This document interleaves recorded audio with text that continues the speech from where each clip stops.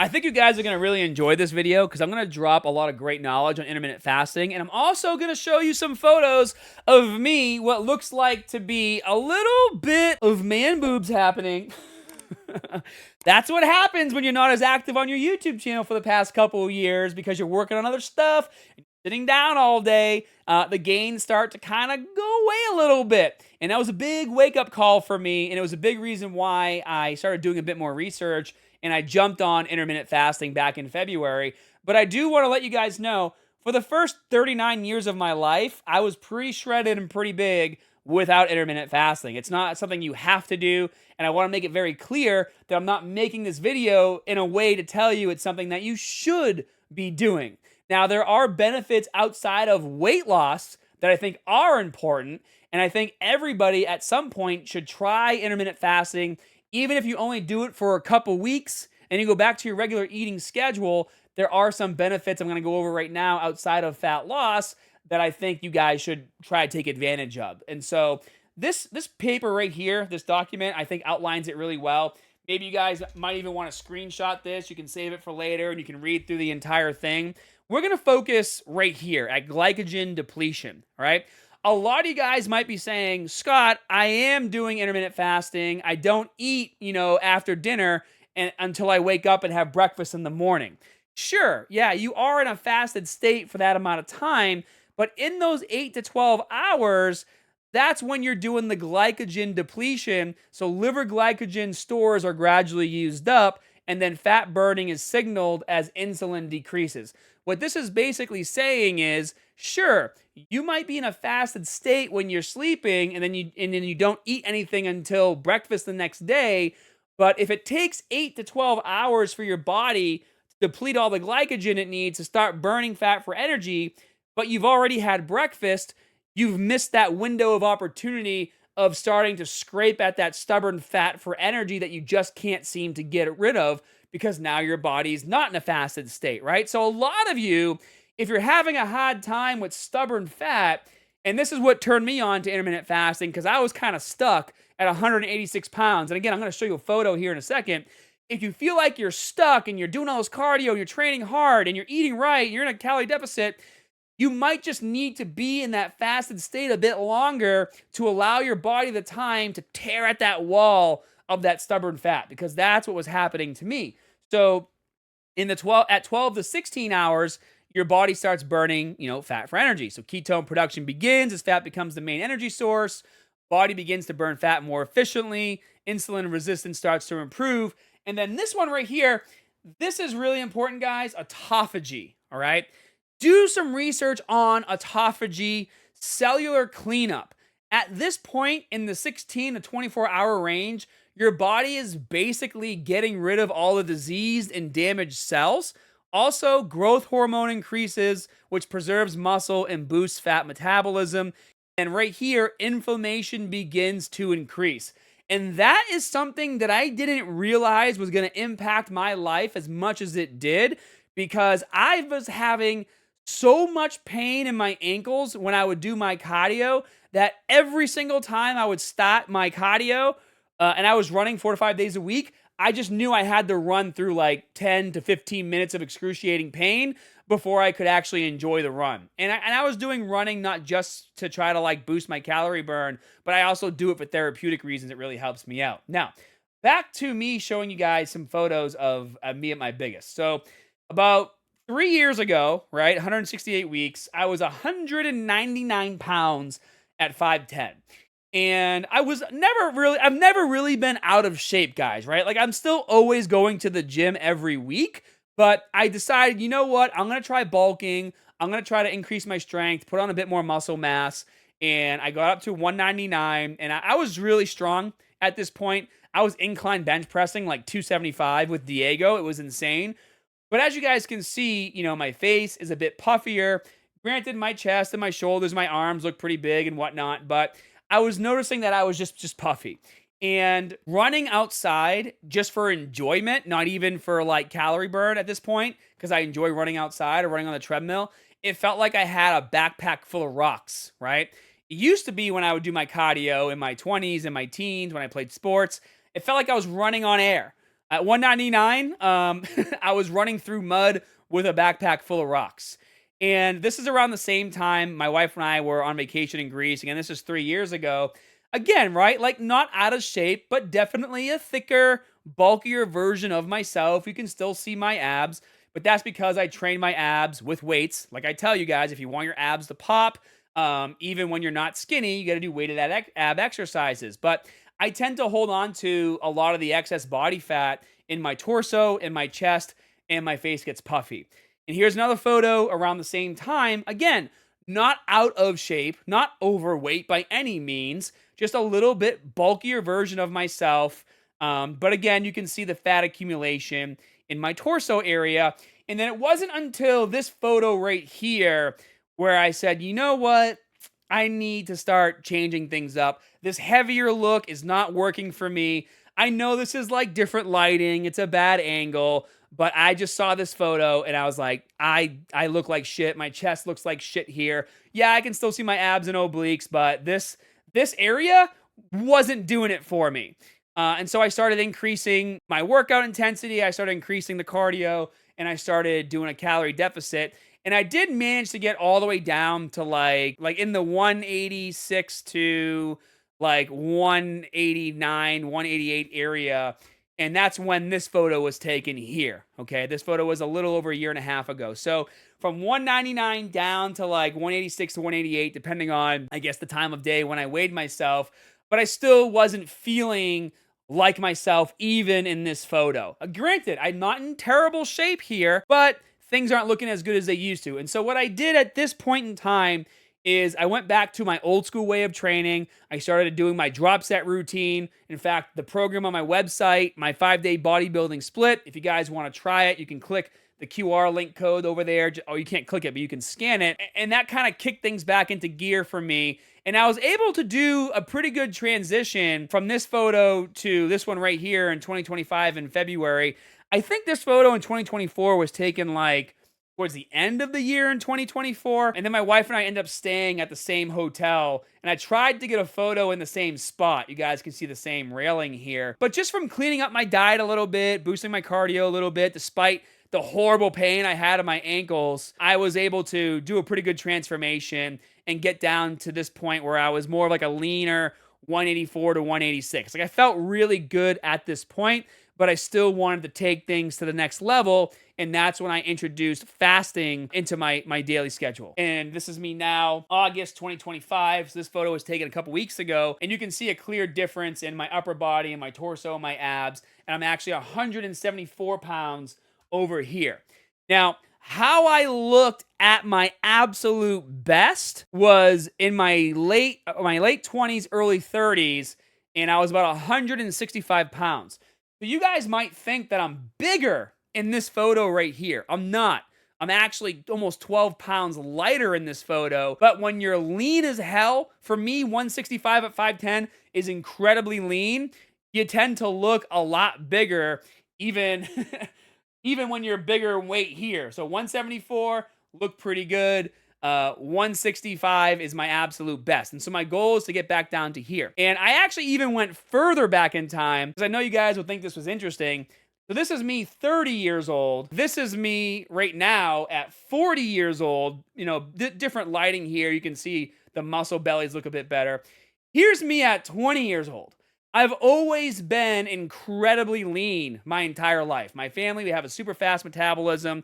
I was always very active. I was always doing sports. I was always playing soccer, always playing basketball. I worked at a gym my whole life. The gym I worked in was 2 floors.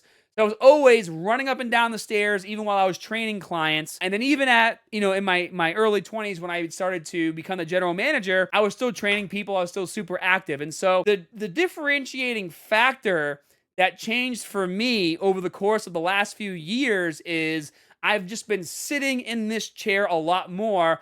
And the only activity that I'm really getting is when I go to the gym or when I'm outside doing cardio. Because, like, I live in Florida now. My friends stopped playing sports like 10 years ago, right? Like, so much has changed. My entire lifestyle has changed. And so what ended up happening over the course of me blowing up to 199 is obviously I accumulated some bits of body fat, and those bits of body fat I was just having a really hard time getting rid of, especially in my torso area. And if you guys go back to that benefits page that I showed you, right, when it comes to fasting, if I have that stubborn fat that's just not going away, when I started looking up intermittent fasting, it just made sense in my brain. A light bulb kicked off. What I need to do is start scraping at that wall of fat in my torso bit by bit every single day by getting at least in this 12 to 16 hour range. And so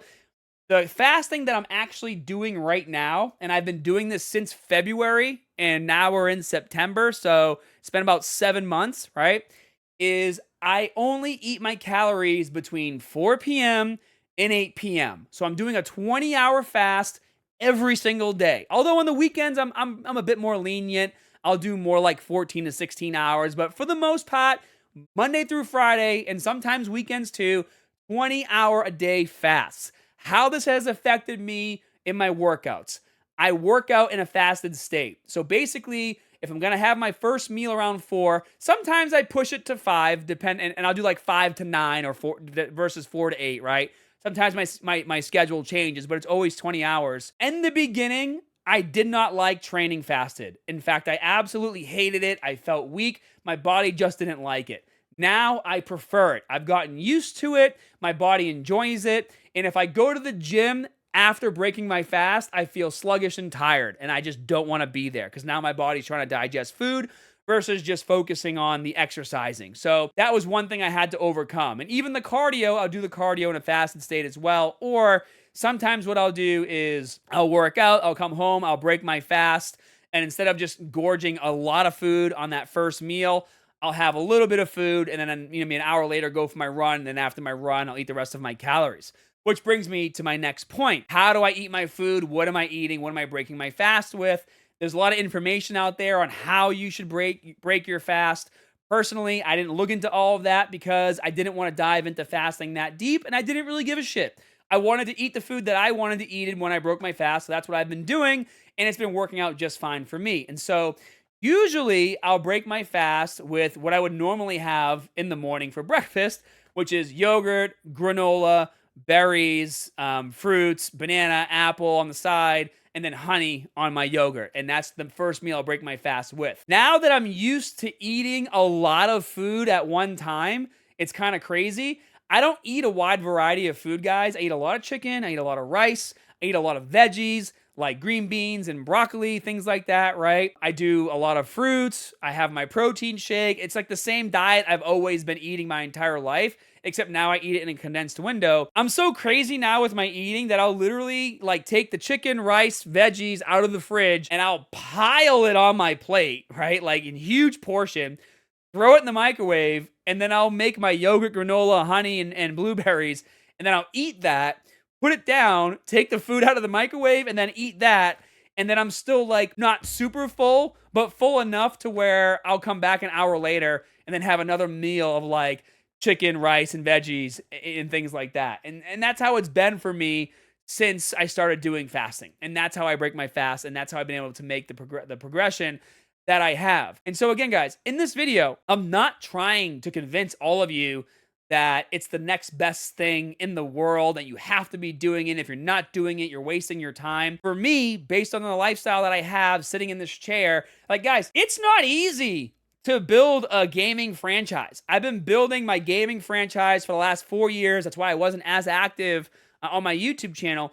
I'm in meetings all day long at all different times. Sometimes I'm talking to people on the other side of the world, so I got to be up, at midnight or 2 o'clock in the morning to take a meeting, right?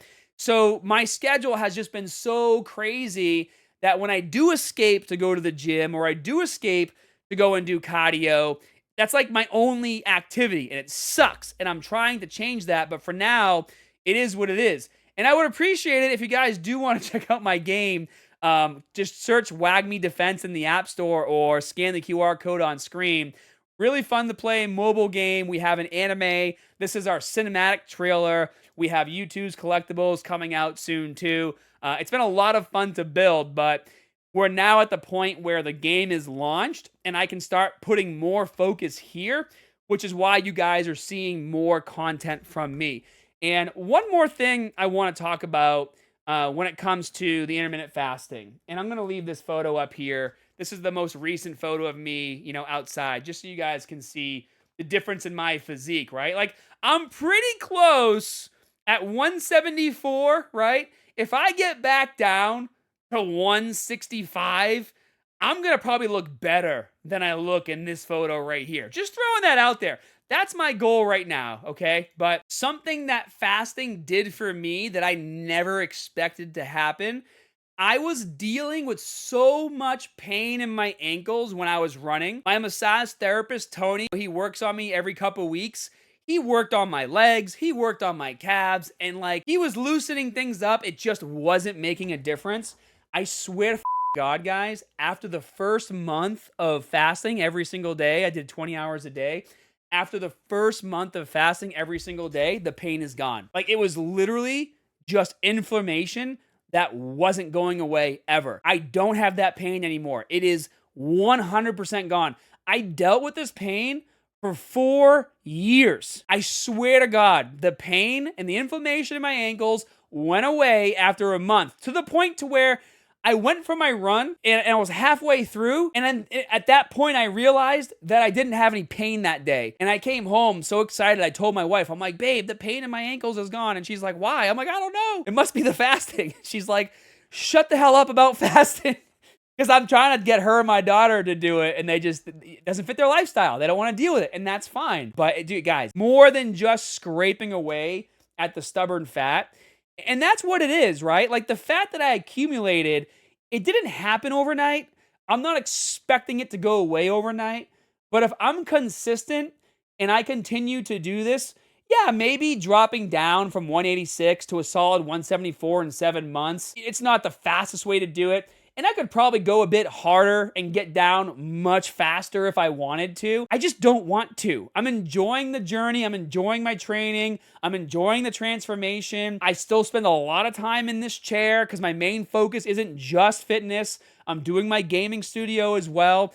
And this is what's working for me. So I really hope you guys enjoyed this video. I really hope you share it with your friends just to kind of show them the transformation that I've had. I really hope you guys do some of your own research on intermittent fasting. And you don't have to go as crazy as me. Start off with a 16-hour a day fast. Do it for 2-3 weeks and then stop and see how you feel and then try it again later. You don't have to do it every day for the rest of your life. But I will say something that I did think about was when I never focused on fasting when I was in my teens and my 20s. However, back then I was outside all of the time. My generation, even as kids, we were literally locked outside and all we could do was drink water from the hose. By the way, that's actually probably a question you guys are going to ask me, what do I eat when I'm fasting? I drink water. Sometimes I put aminos in my water and black coffee, and that does it for me. But my generation growing up, literally we were locked outside all day with no food, and if we wanted water, we had to get it from the hose. That's a real thing. That was my childhood. And then in,